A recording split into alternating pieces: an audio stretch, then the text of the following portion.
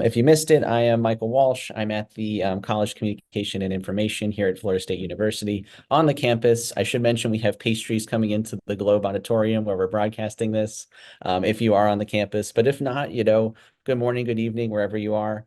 We're going to jump in right now and get started with all the great presenters coming in today. So I'm going to go through the order based on the program. So hopefully nobody's caught off guard when I call on your name.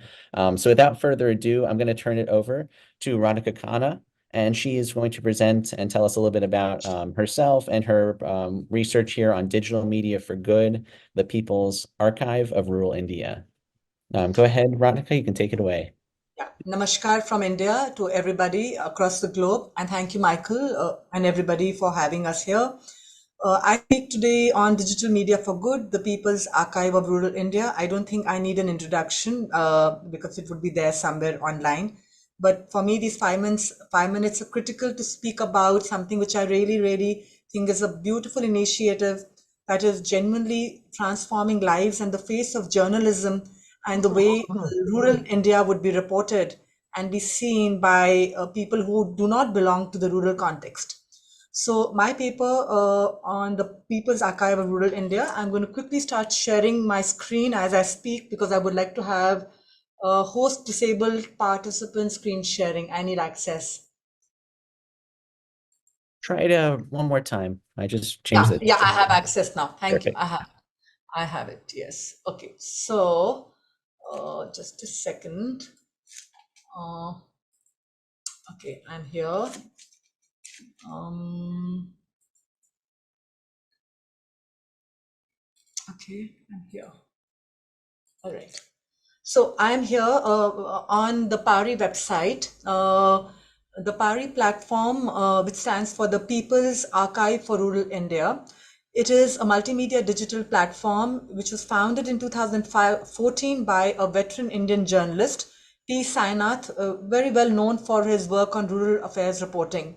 Now, PARI website is a free to access public site, and all of its content comes under the Creative Commons. I will be scrolling as I speak along so that you can directly see the kind of work that they're doing, and I would give some comments on it. And it has a distinct identity as they have, branded themselves or positioned themselves as a living journal and a breathing archive. So both the present and the past come together on this multimedia digital platform called PARI. They also host important policy documents that people can find here related to those segments of the Indian population which are not otherwise represented through the mainstream media. And PARI features videos, photographs, interviews, audio files, and articles under diverse categories that seek to reflect the lives of over 833 million people who live and work in rural India. Here you see one of the sections they have on the site called Faces, and which says PARI records the facial diversity of the people of India. So the people of India are extremely diverse, and you cannot generalize and say, they're only a certain kind. And the project of Faces also brings that out on their website very nicely.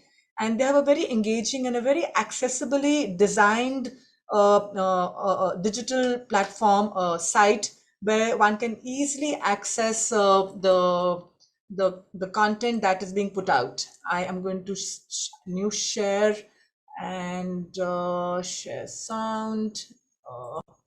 Yeah. So these are the various kind of stories that PARI covers.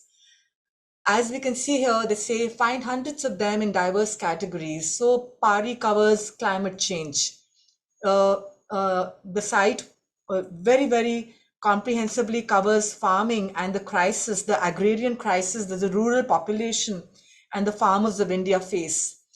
It also looks at the rural and the urban. It has a lot of attention given to women, and especially women in the rural settings of India. The Adivasis, or what are called the tribals or the indigenous populations of India.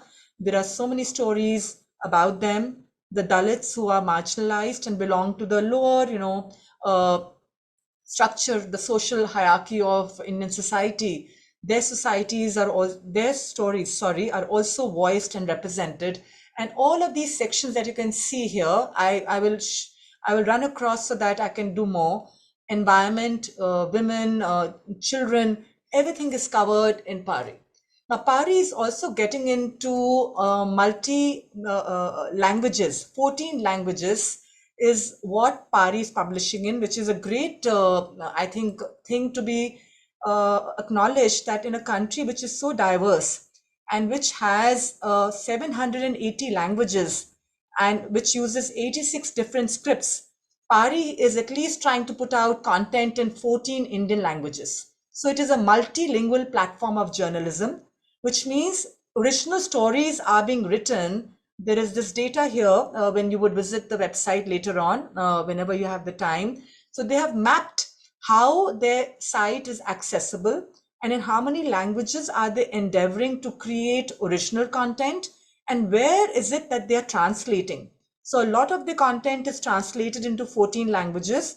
And now with this new project in 2023 called Pari Bhasha, they are doing original stories in 14 languages, Indian languages, which means people can speak in their own voices and not in a language which is alien to them. Even the structure of the organization, the way people work is horizontal, which defies the capitalist practices of how the other corporate news organizations work or other media platforms work, where you have a very clear hierarchy of top down, and there is not much space for alternative or participatory media. So Pari seeks to challenge these existing powers and ways how media is organized, and give space and room for everybody to chip in. Of course, there is an hierarchy and there is a structure, but it's more horizontal and not so vertical. And where the volunteers and the paid workers and the reporters from the ground are filing stories, preferably in their own languages, publishing in their languages, or their stories are being translated in other languages. Do I have one more minute, Michael? Veronica, Do we're I have a just coming up on time. If you could just conclude so yeah, on so your then I presentation. just want visuals, just yeah. Okay, so here. So this is did I come here? No, I didn't. I think I lost that page. Okay, so let's forget this. So if I have less time, I would like to say then in the end that rural India is really neglected by the media. It's not where the media thinks they want to put their money or their attention in. So the People's Archive of Rural India, with the conscious and deliberate attempt to bring in the stories of countless and millions of people who are important to the lifeline of the country and contributing to its economy, its society, and its culture, documenting it in not a partisan manner, but in a participatory, engaging manner, where the stories, the subjects of the stories are also consulted. They're also spoken with and not spoken down with. And the narratives of everyday lives of everyday people create that inclusion that's needed in the media in South Asia, specifically in India, due to the various interventions of PARI. And PARI is also into PARI education. I would like to end at this note. So it's connecting youth in schools and colleges and universities in India. And the youth of India can do internships or write stories for PARI. And they're creating content for schools and colleges as well. So there's definitely a very conscious attempt to build bridges between the education sector, schools, colleges, universities, and involve and engage them in this alternative and participatory form of journalism. Thank you so much. Awesome. Thank you, Radhika. That was wonderful. Please keep those tabs open in case we have any questions later. Be happy to bring you back on the screen share. Next, I'm going to call up Umul Banin from Rifa International University in Pakistan, and they will be presenting on dynamics of citizen journalism communication, change instrument for Pakistani media front. So go ahead and take it away, Umul. Michael, I don't think Umul is here with us so far, so Oh, if okay. you want I to will just skip just to the next one. Thank you. absolutely. Next, we have Saluddin Ahmed, independent researcher in Bangladesh, who will be presenting on the political representation of micro-influencers on Facebook in Bangladesh. And so go ahead, you may take it away. Thank you for giving this opportunity. Now I'm going to, will I show the slide or I'll just say, articulate? Yeah, you may share the slides. You should have access to do that. Okay. Yeah, I'll not take much time.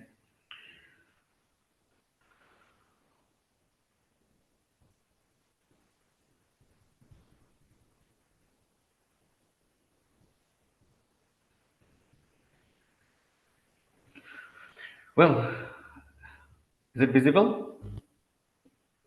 Yes, we can see it. Okay. Well, let's get started. My topic is political representation of micro-influencers on Facebook in Bangladesh.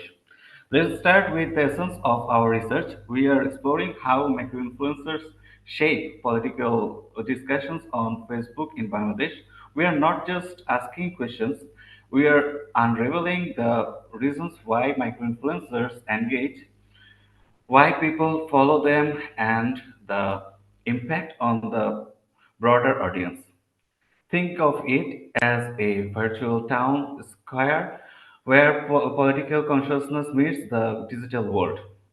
In our post-digital revolution era, political discussions are not confined to the streets, they are vibrant on platforms like Facebook. Today, we are demystifying why micro-influencers are taking the lead in these conversations.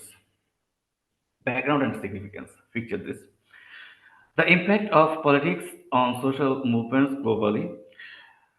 From the Arab Spring to recent events in Bangladesh, micro-influencers are central figures.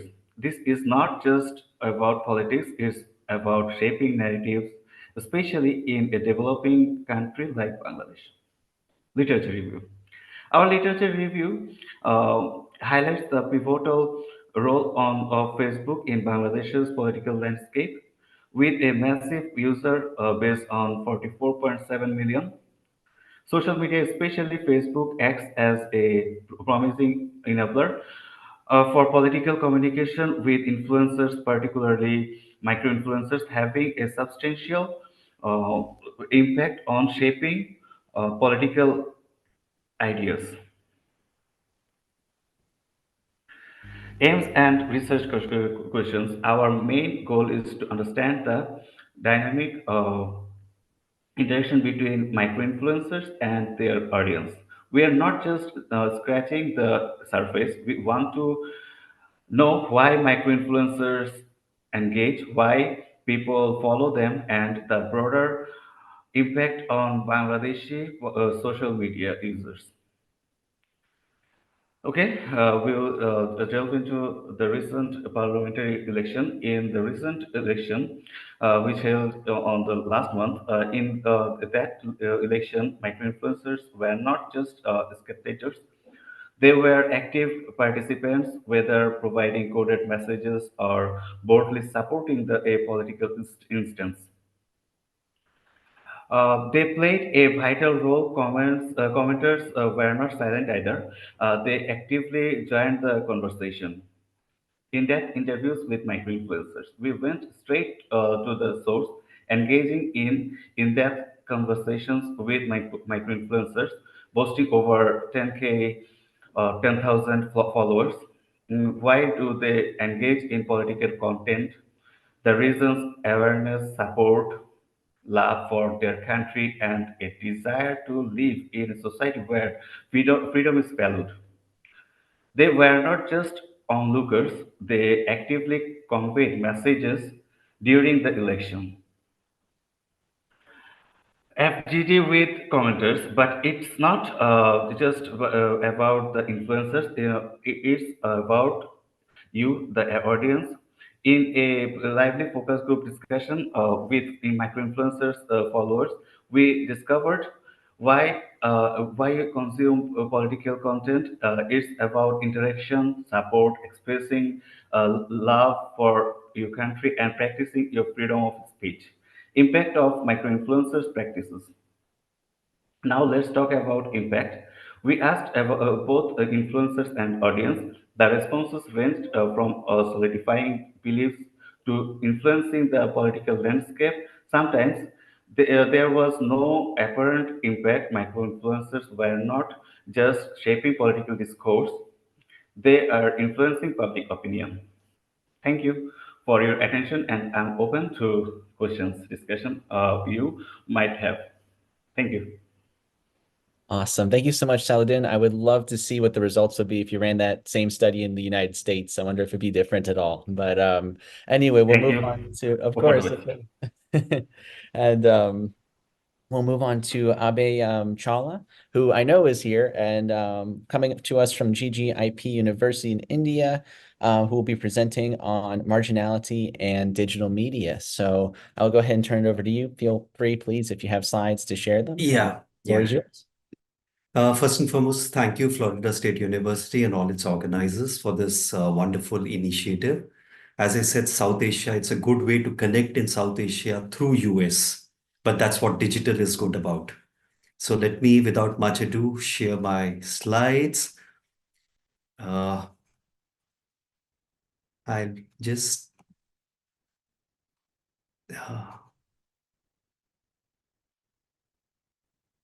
I'll just stop the video. So this particular presentation is about marginality and digital media. And this was, it's an ethnographic study about this community called the Muse and their engagement with mobile phones. Muse are a marginalized community and they stay in an area known as Mewat. This explores why and how of this engagement and the cultural changes being experienced by this community. Now, at the onset, mobile phones are not just devices, they are media itself. And significant, especially in South Asia, because a large population connects using the mobile phones to the internet. And when it's joined or connected with other media, a new form of cultural expression, a mobile photo with filters and emojis posted on social media is a different form of expression. Now, the area where they stay in is largely between Agra, Jaipur, and Delhi. But my area of study is the Mewat district of Haryana, state of Haryana, which recently has been renamed as Nu. There are multiple theories and conjectures where this Meos came from or how they came to stay in this area. And they have a language called Mewati, which is a dialect having no script of its own. So that makes the Muse a very interesting community. They follow Islam, and yet the society is divided into Pal Gotras as of Hindu society. And again, there's a long history of conversions. Nobody knew when the conversion started. There is a documented first conversion during the reign of Firoz Shah Tughlaq. And hence their identity is deeply contested, especially in a binary South Asian world where, people cannot understand this syncretic culture. So, and from the earlier state, these people have been rebellious towards the states at Delhi or at Alwar, which is the state of Rajasthan currently. The British occupation didn't change their free-spirited natures. They were always said to be against the state.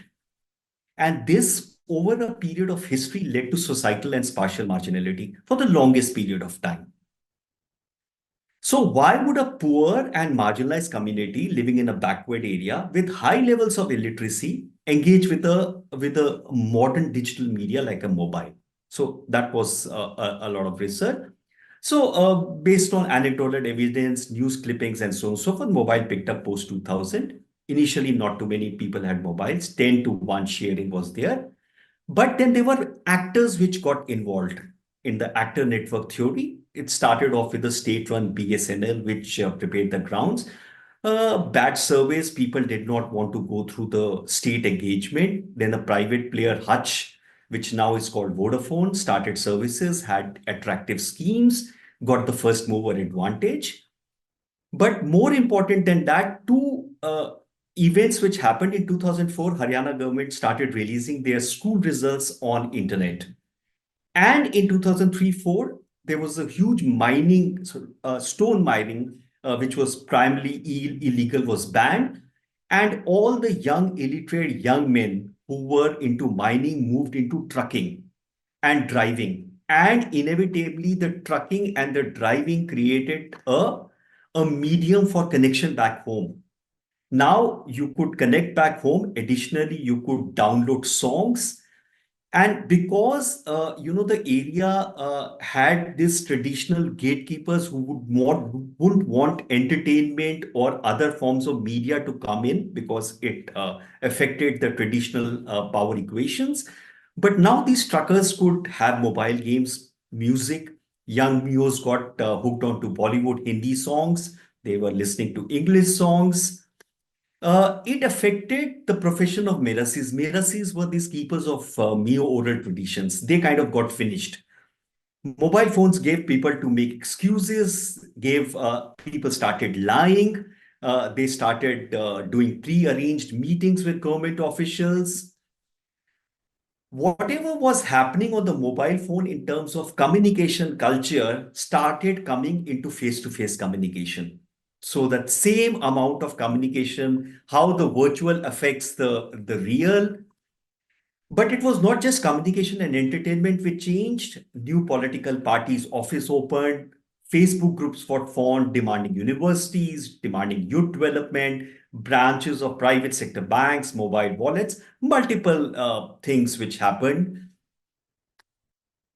Being marginalized also was not a confidence booster, but now with mobiles, which attenuates personality traits, behavior, and other traits, allowed these youth to get that confidence to speak. From a subaltern perspective, it suited the Mios perfectly. With mobiles, they became the center of the discourse. They could engage and disengage at will. The power to be able to reach out to people at the same time, not getting stayed down. Remember, historically, they were rebellious, they were free-spirited. It gave the Mio a sense of owning his day and schedule and life in general. It was a way of rebelling and gaining freedom from the state. It made them feel mainstreamed. And that's where the digital for good is kind of there. And that's what I am seeing. There are multiple ways this is coming across. Thank you. Thank you very much. That was great. And thank you everyone for really doing well with the time and keeping us at a good 5 minutes with some really interesting presentations. We have one more, and I'll be keeping an eye out if Umul does join us later. But next, Sonali Srivastava from National Institute of Fashion Technology in India. And this presentation will be on fashion education and self-sexualization, a case study of NIFT Panchkula students. So go ahead, you may take it away, Sonali. Thank you so much, Michael, for the lovely introduction. I would take the liberty to share the screen. And we'll take a second more to do this. Yes. Is my screen visible? It is, yes. I will switch off the camera so that there is no interference in the visual.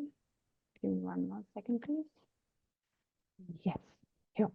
So, good evening, one and all. This is Sonali Srivastava. I am an assistant professor at NIFT Panchkula, and my co-author, Ms. Soumya Desiraju, is also present with us today. She would also be able to answer the questions if the audience may have any.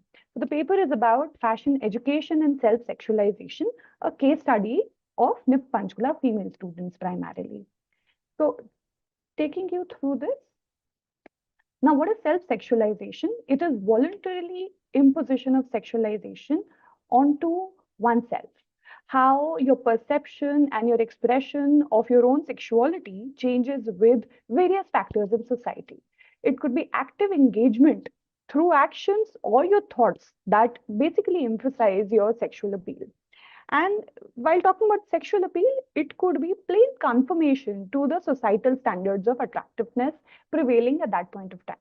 So there are multiple pros and cons to this. Pros are basically that an individual would feel more empowered and would be more attuned to their self-expression.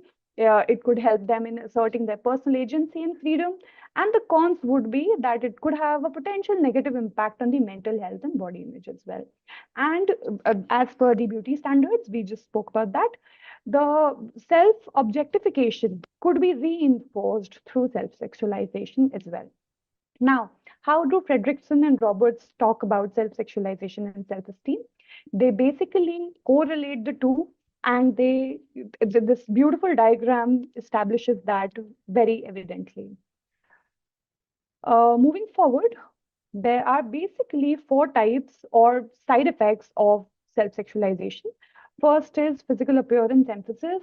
So individuals focusing on this would be prioritizing their grooming, their clothing choices, and body modification. Validation seeking behavior, individuals focusing on this would be indulging in behavior which could be attention seeking, or could be, something that is under peer pressure. Next would be conformity to sexual norms. How do you as an individual adhere to societal norms of sexuality and beauty standards? And lastly would be body control and surveillance. So basically, individuals falling into this category would be constantly monitoring themselves and would be all trying to maintain a specific level of attractiveness, and could be in extreme cases could be affected by eating disorders or excessive exercising as well. Now, talking about fashion education, because me and Soumya, we both come from NIFT, National Institute of Fashion Technology. Fashion education is a multidisciplinary domain. It talks about art, it talks about culture, it talks about commerce. And it has a lot of scope encompassing from fashion design, textile design, fashion marketing, fashion communication, and etc. etc. We focus on skill building among students, encouraging their artistic expression, and basically instilling a global awareness about the industry standards in our students. This institute was established in India in 1986 under the Ministry of Textiles, Government of India. It has a comprehensive curriculum with 18 centers across the country. It is a huge country, and we have about 500 students to 1,000 students in each campus. And it has a very comprehensive curriculum. It is positioned in a manner where we are trying to amalgamate the traditional textiles and the art history of the country with the current fashion industry. So it is a huge name when talking about textile and fashion industry in India. Now, talking about self-esteem, self-sexualization, and fashion education, a lot of research papers actually talked about how self-sexualization can be related to self-objectification, how it can investigate, how it can inculcate activities and behaviors in individuals. A lot of papers have also developed a few scales like Urchel and Liss in 2013, and one that we utilized was written in 2014. I would, Baldon associates alcohol usage with self-sexualization in college students, and body shaming as well. So a lot of negative aspects of self-sexualization were also discussed by various research scholars over the years. Now, talking about this particular paper, the overarching aim was to examine the relationship between self-sexualizing behaviors and the stream of fashion education. If talking about fashion, if talking about the various trends which are upcoming in the fashion industry, how does that manifest itself in fashion students? What is the impact on social behaviors of students? And what are the factors specific to NIFT, primarily including curriculum, culture in the institute, and how the industry is influencing it may contribute to self-sexualization among the students. All right. To achieve this, we took the quantitative route. We conducted a survey. It was based on a self-reporting questionnaire. The questionnaire was designed using the SSBQ, or Self-Sexualization Behavior Question for Women, Smolak et al. In 2014. It made use of a Likert scale. And after gathering the data, we ran Pearson's correlation test to come to the findings. The findings were later also classified using the parameters set by the same research. Now, the data was collected. There were about 366 students enrolled in the undergrad courses, and we conducted about 160 surveys, marking at least 1/3, 47, 48% of the entire population. So we tried to cover 50%, but somehow that 2% went missing. And this was the data from the Pearson's correlation coefficient test. You could see there is a huge positive correlation between the tests. So we were testing how the individuals were responding to various questions like, how does your behavior change depending on how do you identify with self-sexualizing behaviors depending on the semester you are in. So there was a huge positive correlation vis-a-vis the fashion education exposure. So basically, the students who have spent more time studying the fashion education curriculum are more likely to engage in behaviors which will highlight their bodies as a sexual being. Like they'll use fragrances, they would change their hairstyles, their grooming practices, and selecting clothing that would enhance their body shape. Secondly, the results also highlight that Oh, the excuse me, in, Sonali. We're running a little bit over time. If you could please just run us through sure, really quickly your final conclusion. sure. I'll do that. I'm really sorry about that. So the behavioral choices like use of alcohol and using body piercings, etc., are also positively correlated. It also impacts their social boundaries and perceptions, but there is a negative correlation with coping mechanisms. So basically, they would have developed alternate coping strategies, etc., instead of relying only on sexualizing behaviors. So that brings us to the end.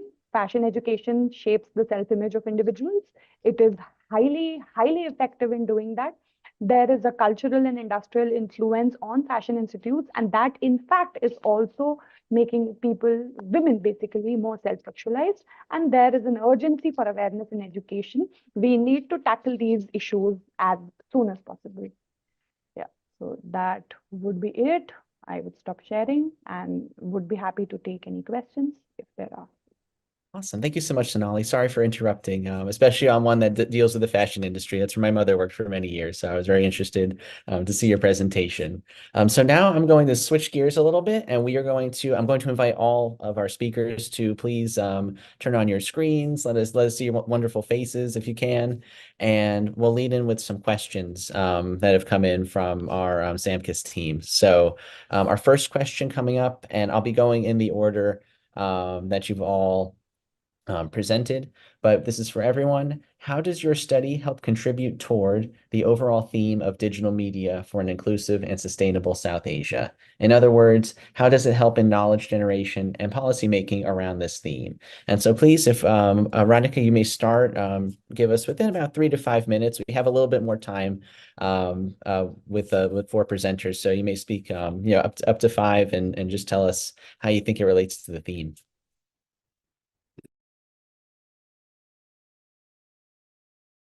Radhika, you're muted. Okay, hi. Thank you so much, Michael. I will follow the cue. And if I have the permission, can I keep showing you some images from the site as I speak? Absolutely. You may share. screenshots. Yeah, you should still have access to that. So where are we? What did I do to my, 1 second, something I did to my view and I can't see. Have I shared the screen? Can you see it? Because I don't see it.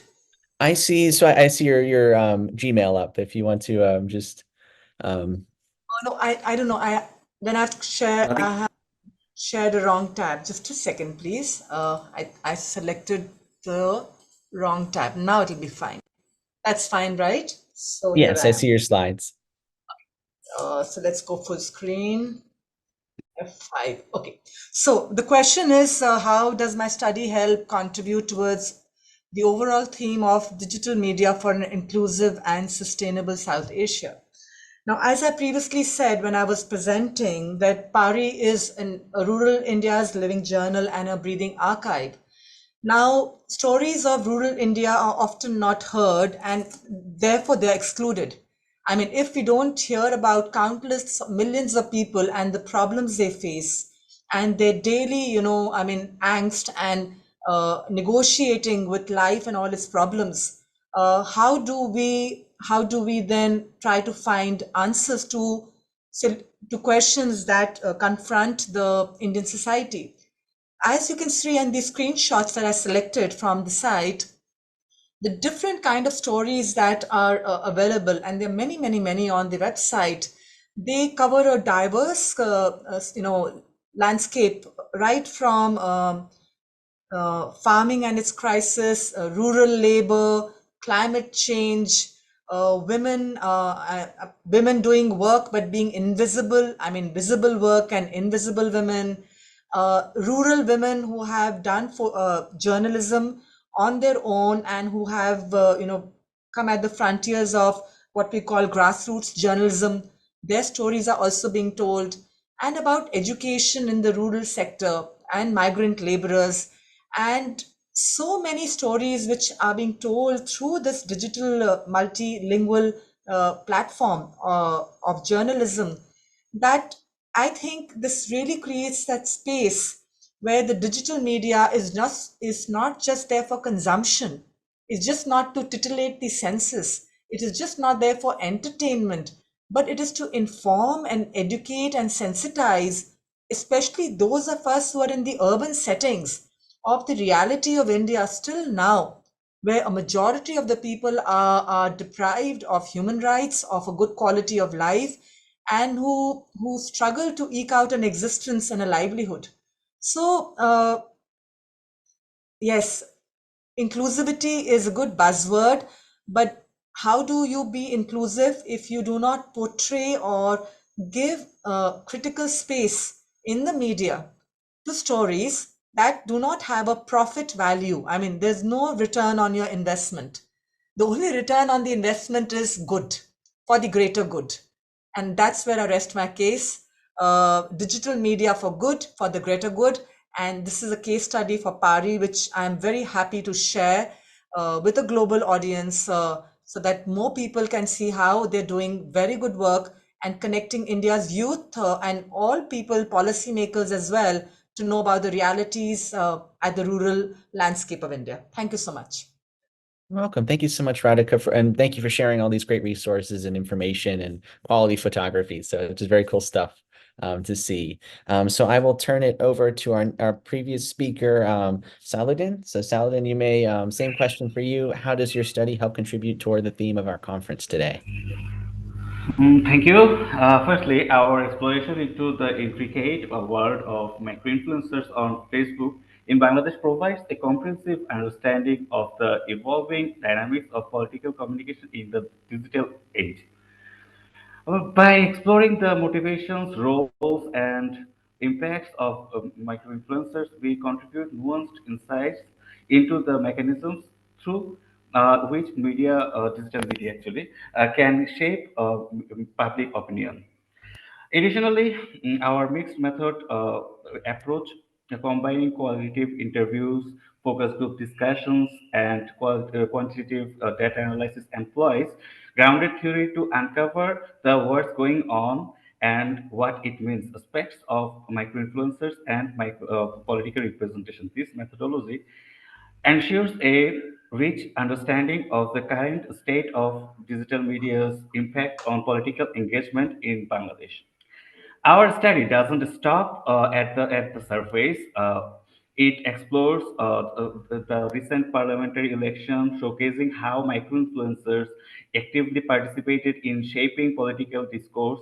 This contextualization of our findings enhances the relevance of our research in understanding the real-world implications of digital media in the South Asian political landscape. We contribute not only to the academic discourse but also equip policymakers, researchers, and the broader public with valuable insights into the role of digital media in fostering inclusiveness and sustainable political engagement in South Asia. And if I respond to the next question, how does my study contribute to digital media for an inclusive and sustainable South Asia? Let's transition to the how our study provides a robust foundation for policymaking in the context of digital media for an inclusive and sustainable South Asia. For first and foremost, our research sheds a light on the multifaceted roles played by micro-influencers in shaping political narratives, policymakers can leverage these insights to formulate strategies that harness the positive aspects of digital media for fostering inclusive political participation, understanding the motivations and impacts allows for the creation of policies that support and regulate the emerging space. Additionally, our findings on the recent parliamentary election underscore the potential influence of micro-influencers on political processes. Policymakers can draw upon this information to design regulations that ensure fair and transparent online political discourse. By acknowledging the coded messages and bold interactions, policymakers can create a conducive environment that safeguards democratic values in digital realm. In essence, our study serves as a roadmap for policymakers navigating the complex landscape of digital media in South Asia. By understanding the nuances of micro-influencers' impact, policymakers can craft interventions that harness the potential of digital media for inclusive and sustainable political engagement, ensuring that the digital space contributes positively to the socio-political fabric of the region. Thank you. Thank you, Saladin. And I will turn it over, Abe. Same question. How does your research and work relate to the conference? So the interesting part of media and technology is essentially the community. The story is about the people. The story is not about story writing, or the story is not about technology. And inevitably, if that interaction with the community and understanding why or how the community works with it, or why do they do that, you can keep doing things in absolute vacuum.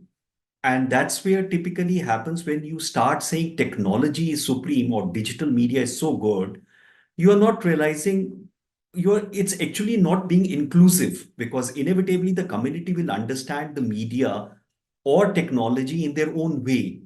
And unless the policymakers understand how is the community understanding, because South Asia is typically of diverse communities. What Radhika was talking about, bringing those voices, at the end of the day, media brings the invisible to visible spectrum. So all these studies with those diverse groups actually then gets into some amount of inclusivity. Otherwise, it's more like an esoteric reading of the whole stuff and bringing out policy formulations which affects different communities in very different ways. Michael? Thank you, Abe. And it's great to hear how all that connects, between your different researches, not just in terms of, the theme, but then, individual things you may find in common that come up between them. So I'll turn it over to Sonali. And Sonali, same question, how your research connects to the theme. Sure. Can I ask my co-author Soumya to answer this? Sure. If she is Yeah. on the call. She's here. Soumya, please. Awesome. Hello, everyone. So if we talk about the paper itself, it essentially sheds light on how the impact of how the representations we have on digital media, how it basically affects those in the fashion industry, especially those students, the ones we're learning from it. We're like, this is what we want to do. We learn from it. We take inspiration from it, right? So that is essentially the gist of the paper. But more than that, we realize that based on the curriculum, everything that we learn, we are also influenced by a lot of cultural sensitivity. There are other industry influences. And at the end of the day, digital media does play a significant role in shaping our perceptions. And the study, it contributes to the disclosure on digital media literacy as a whole. It addresses the potential impact of digital media on students' self-esteem, body image, mental well-being, and overall promoting a more holistic and sustainable approach to fashion education. And towards the end of the paper, in our findings, while we do see a lot of positive correlation, the one negative correlation was that the students did not consider it as a coping mechanism. And which basically means that by understanding the factors which are influencing your self-sexualization, you get insights and then you can make informed decisions. And I think that is something which we can take away like as a learning overall when we talk about digital media. I think that is something that we all need to keep in mind at the end of the day, that with the right information, with the right amount of discussions, we are going to create a more inclusive and empowering digital media environment, not within just the fashion education, but a society as a whole. Yeah, absolutely right, Soumya. Just adding a bit to her, we tend to villainize a new technology. We should abstain from doing that. And the policymakers need to take cognizance of this. Like in fashion education, like any other educational platform or any other curricula, technologies are emerging as a tool, as a medium, and as a platform for the educators and the students as well. So that is something that the policymakers need to account for. So I think we have said what we wanted to. Thank Thank you. you, Michael. Absolutely. Thank you, Sonali and Samya. That it reminds me of a question I got yesterday. We have a School of Information here at FSU, and someone came up to me and said, "So do you teach good information or bad information?" I'm like, I like to think we teach very good information, how to identify it and share it and enforce it. So with that being said, I have now a few sort of individual questions for each of for a few of our speakers that are coming in. We do have a good amount of time left. So if anyone on the committee, anyone on our team has a question, make sure you pop it into that questions document. So our first one's for Radhika, and this is, and I believe I just sent it to you in the chat too, so you can refer to it there, but it is, given the hierarchy of translation for the articles, are there any concerns for mistranslations, miscommunication of ideals between the versions of an article? Thank you for a question. That's pretty, kind of necessary when you're on the ground, because the source gives you some story and then the reporter and the editor make something out of it. And there could be, changes, editorial changes, or the language that's used to represent somebody's story. Now, I think I have interacted with some of the PARI reporters, senior reporters, and I have good reason to believe that they are building in checks and balances in the organizational structure of PARI and at all the tiers of the organizational structure. And I think I quickly showed that, the organizational structure in the beginning when I was presenting.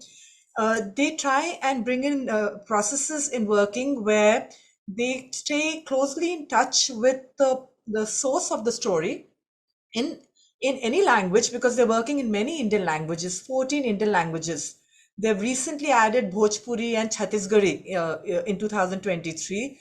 And it's quite a Herculean task to make sure that the translated content is correct, because a lot can be lost or misrepresented in translation.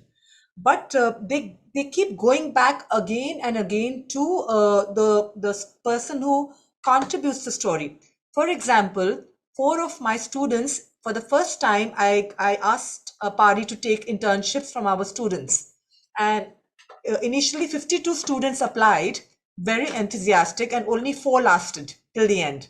So finally 4 made it through the PARI very rigorous internship, because constantly whatever they were sending as field notes and whatever content was being checked, double checked, verified, and getting back to them. So when I learned about the way the senior reporters in PARI were working with the interns, I realized that they were putting in a lot of time and attention to really make sure that nothing got distorted in the process of filing a story.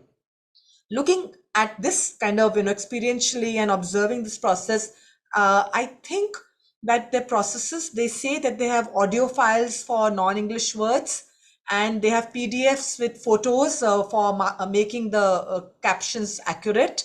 So they have certain processes they are put into place to make sure that the translated content goes through various levels of vetting before it comes out. And I think if the intention is honest and sincere, and you have practices to honor the intention, then the there should not be mistranslation or miscommunication. Thank you, Radhika. Our next question is going to be for Sonali. And so for you, Sonali, this one just came in. Were there any reflections on the role of cinema as an influencing factor affecting self-sexualization beliefs among the participants? An example, stereotyping gender or progressive movies and how they affect their sense of fashion as well as self-sexualization. See, we do have a lot of films. Thank you for the question, first of all, Michael. We do have a lot of films incorporated in the part of curriculum. So the study aimed to check the impact of the curriculum and the deliverance and the ways it was, delegated in the classrooms and how that impacted self-sexualization. So it was not looking at films as individual entity, but yes, films through the route of curriculum for the students. So yeah, I hope that answers the question. I think so. And I should credit Vaibhav and our Vaibhav and our team just for bringing in all these great questions for us. So I will keep just kind of reading them off as they come in. I believe for Saladin, this one is for you that just came in. Have you seen a similar impact of micro-influencers across social media platforms apart from Facebook? Actually, in Bangladesh, most of people use Facebook. So I think YouTube can also be one of platforms that can be examined because YouTubers nowadays are playing a great role in politics and beyond.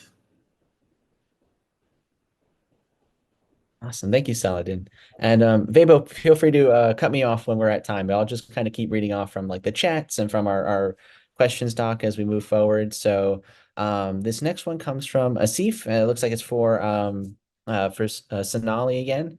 This one on the paper on self-sexualization. Is this context, in this context, don't you think audience feedback should have been a part of your study? I would need a little clarity from Asif here. What audience is Mhm. he referring to? Asif, could you please elaborate on that?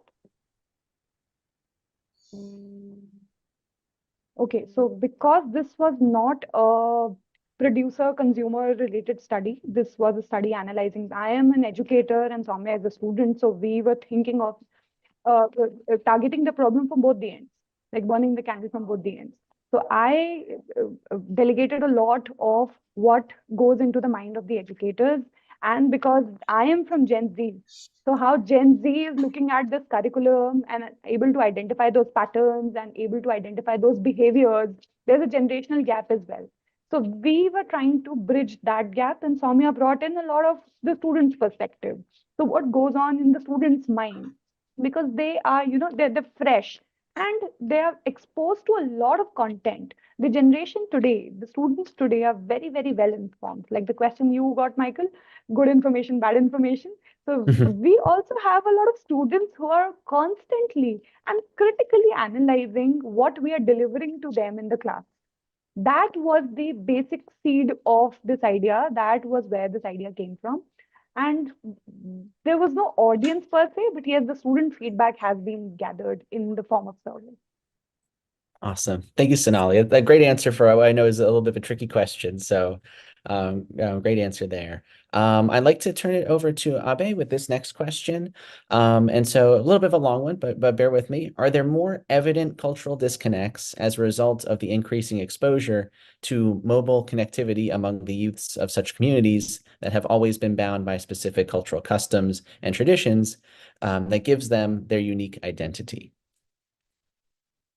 So there's a whole lot of negotiation which is happening in the community. For example, the elders who are traditional are scared that the youngsters are picking up cultures which is against their traditional values. So there's a whole lot of, for example, this area recently came into news with a whole lot of cybercrime. That's the interesting part of culture is that today globally it's a free flow entity, and so obviously their disconnect will continue to remain. It has always remained throughout history. With every technology, there's a certain amount of disruption. There is a negotiation which is happening, which happens with various other places where technology comes in, and that's what needs to be studied more in terms of a longitudinal study as to what exactly is happening. Today, we are morely doing a lot of armchair academics or armchair, journalist notings that this is happening or this is happening because of this. There is obviously never a deterministic pattern. There are multiple actors involved, there are multiple situations. The uses and gratification are different, and obviously, it's a disruptionist technology. Any technology is a disruptionist thing. So a larger study is required to really get understanding as to where it is going and how it works. Michael? Awesome.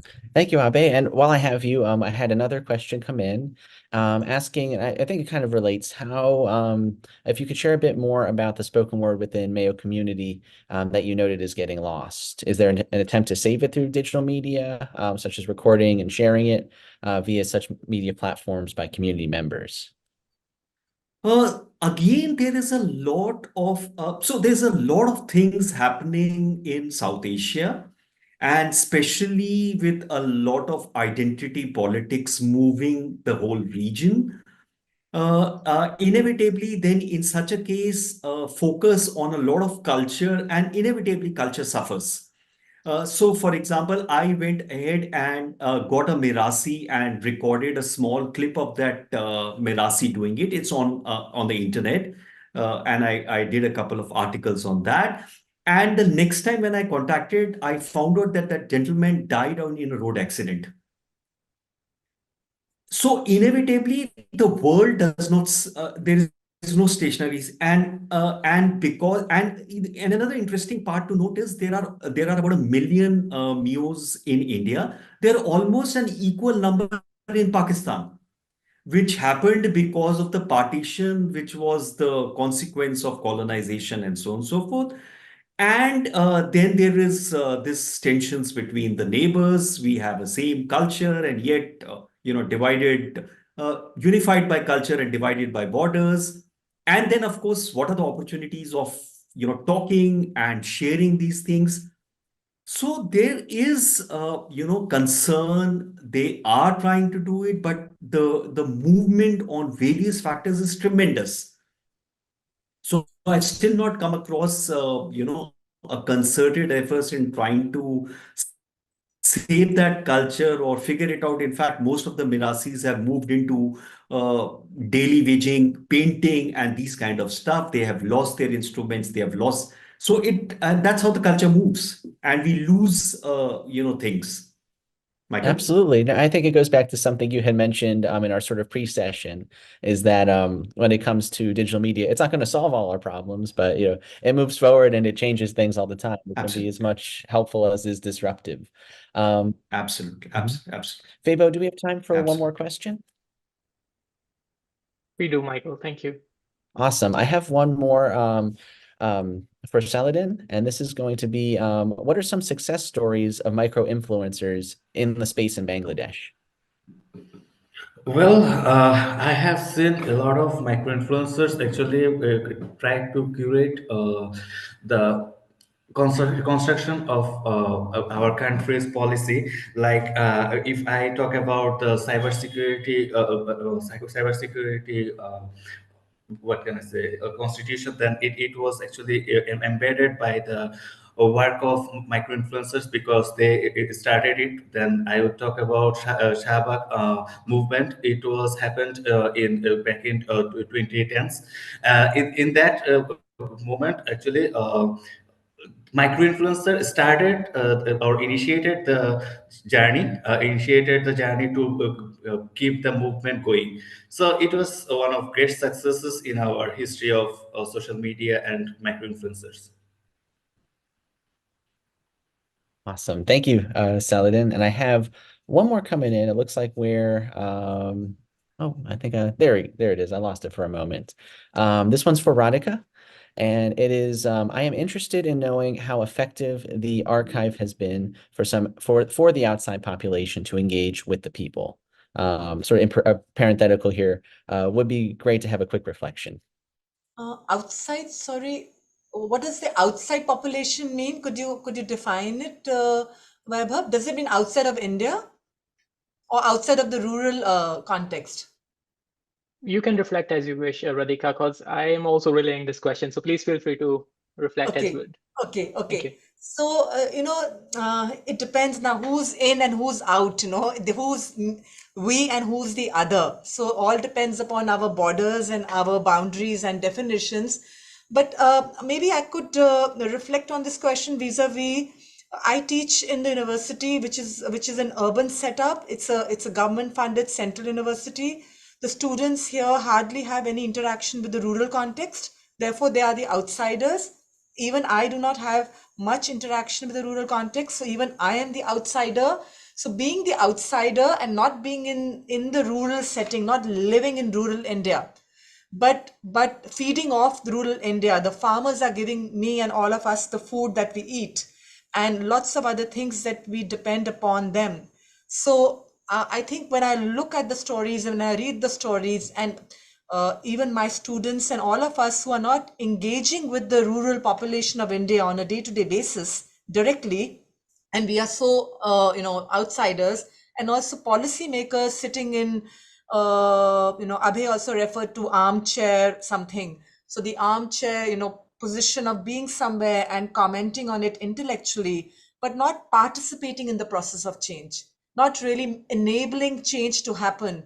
So I think people like us, people like me sitting here in a very comfortable room, engaging with this, thinking about it, inspiring my students, and also the people who care, wherever they may be, in the administration, in the government, in policy making, or wherever, if they can understand that certain policies need to be brought in which are more friendlier for the farmers to resolve, for instance, the agrarian crisis, which has led to many farmer suicides in India. So I think it has been effective. I really believe that it has been effective, but then you have to be receptive. If I'm not receptive, you can give me the best and I would reject it. And that would be such a lost case. Awesome. And I believe, thank you, Radhika. I believe that takes us to time. Bebo, if you wanted to take it away. Well, I'd like to start by thanking Michael for helping us with leading this first and a fantastic panel. We couldn't have asked for a greater and a bigger and a better start for the conference. So thank you so much once again, Michael. And also a big thank you to all our panelists for getting us going for our first session, as well as, for this conference as a whole. This is, as I mentioned earlier, this is the 10th anniversary, so it's even more special for us. It's great to see a lot of you who are returning to us. It's great to see a lot of you who are also bringing your students with you to present and giving them the opportunity to connect with other scholars in different parts of the world. It's been a pleasure, and please keep in touch, and please do stay with us throughout the day today. We also have a wonderful keynote later in the afternoon, which we will live stream. Now, I do realize as it gets brighter here in the US or North America, it's getting darker midnight or post midnight in South Asia. So if you're not able to join us live, we understand you can catch up the live stream later on. We will publish it on our YouTube website. If you have any questions later, we will be sure to bring those to our panelists, and vice versa. We'll also bring those questions to you. So we'll share more questions and provide more opportunities to connect with other participants later after the conference as well. So thank you so much once again, everyone, for your time, more importantly, for your very, very, very relevant and important contributions to the field and to the region. Thank you so much.